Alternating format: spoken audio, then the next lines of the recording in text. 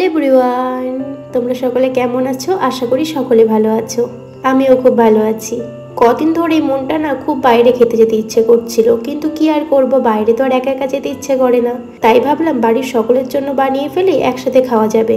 যেমন ভাবনা তেমন কাজ, তাই শুরু করে দিলাম ফ্রাইড রাইস বানানো। জানো, ফ্রাইড রাইসটা না আমার মা খুব সুন্দর বানায়। আমার তো মায়ের হাতের ফ্রাইড রাইস খুব প্রিয়। তাই আজকে আমি মাকে বললাম করতে। তো যেমন ভাবনা তেমন কাজ, মা তো শুরু করে দিয়েছে করা। ফার্স্টে একটা ডিশ নিয়েছে বড়, তারপরে ডিশের মধ্যে দিয়েছে সাদা তেল দিয়ে তেজপাতা দিয়েছে কয়েকটা, আর দিয়েছে কয়েকটা গোটা গরম মশলা। তারপরে একে একে দেওয়ার পালা সবজিগুলোকে। সবজির মধ্যে দিয়েছে গাজর, ক্যাপসিকাম, বিনস। এবার এগুলোকে হালকার উপরে নাড়াচাড়া করে ফ্রাই করে নিতে হবে। একটা বিশাল বড় প্রবলেমে পড়েছি, এমন ঠান্ডা লেগেছে ওষুধ খেয়েও ঠান্ডা সারছে না।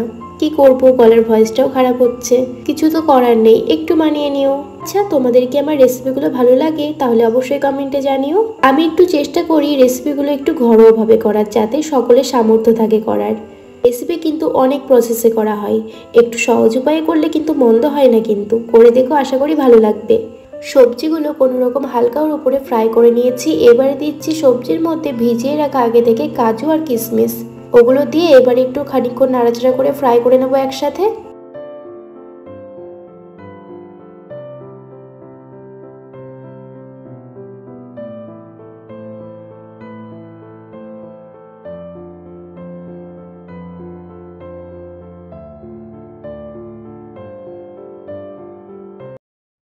ফ্রাইড রাইসের সবজিগুলো কিন্তু খুব যে ফ্রাই করতে হয় সেমন কিন্তু না, হালকার উপরে ফ্রাই করে নিতে হয় যাতে কাঁচা গন্ধটা চলে যায়। তো ফ্রাই কমপ্লিট। এবারে দিলাম আমি পরিমাণ মতো চিনি।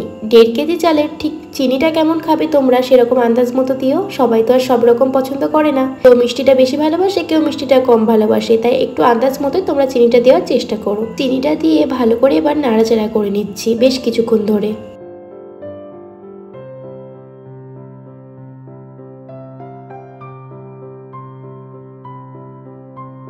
দিচ্ছি এবারে পরিমাণ মতো নুন। নুনের পরিমাণটা কিন্তু একদমই ঠিকঠাক বুঝে শুনে নুনটা ইউজ করবে, না হলে কিন্তু নোনতা ভাব লাগবে। আর নুন আর চিনি মিক্সড হয়ে গেলে একটু বেশি কেমন লাগে, তাই একটু আন্দাজ মতো দেওয়ার চেষ্টা করবে যাতে দুটোই কিন্তু ঠিকঠাক থাকে। তারপর ইউজ করছি এর মধ্যে ঘি। ঘিটা কিন্তু মেন এখানে। ঘিটা না দিলে কিন্তু একদমই স্মেল বেরোবে না, তাই একটু চেষ্টা করো বেশি বেশি ঘি দেওয়ার। আরে আরে, তাতে কি, আমরা তো সবসময় রোজ রোজ খাই না, তাই না? অনেক দিন পর বাড়িতে এরকম ভাবে একটু ভালো মন্দ খাবার বানানো হয়, একটু ভালো করেই বানাই, তাতে সকলের ভালো লাগবে। তবুও তো আমি ঘরোয়াভাবেই তৈরি করছি, আশা করি এখানে বেশি উপকরণ লাগবে না। দেখতে থাকো তোমরা। সবজি আর চিনি কিন্তু রেডি হয়ে গেছে, ভালো করে ফুটিয়ে নিয়েছি আমি। এবারে দিচ্ছি রাইসটা আমি আগে থেকে কিন্তু ভিজিয়ে রেখেছিলাম। তারপরে গরম ফুটন্ত জলে কিন্তু দিয়ে রাইসটাকে ভালো করে আমি তৈরি করে নিয়েছি। জলটা ভালো করে ঝরিয়ে নিয়ে তারপরে ফ্যানের হাওয়ায় শুকিয়ে তারপরে আমি এখানে ইউজটা করছি। এভাবে করলে কিন্তু দারুণ হয়, আর একটুও কিন্তু লেগে যায় না। আর রাইসগুলো কিন্তু একদমই গোটা গোটা থাকে। তো রাইসগুলো আমি সব দিয়ে দিয়েছি। তারপরে ভালো করে এবার সবজিতে আর রাইসে কিন্তু মিক্সড করে নিচ্ছি। ভালো করে কিন্তু মিক্সড করতে হবে। এই রাইসটা কিন্তু ফ্রাই হয়ে গেলেই কিন্তু রেডি হয়ে যাবে আমাদের ফ্রাইড রাইস।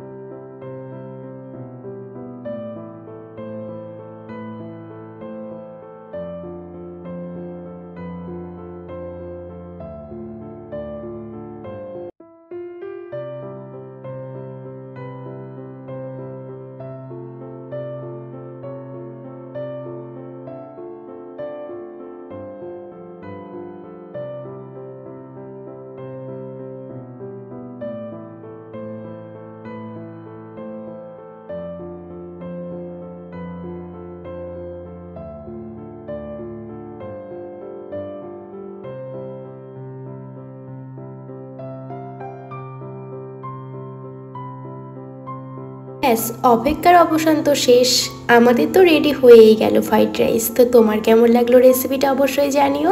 কি বললাম তো, একদমই কিন্তু ঘরোয়া উপকরণে অল্প খরচে করা, এটা কিন্তু সবাই করতে পারবে আর একদমই ইজি। তাই তাড়াতাড়ি আর বসে না থেকে করে ফেলো দেখি। টাটা।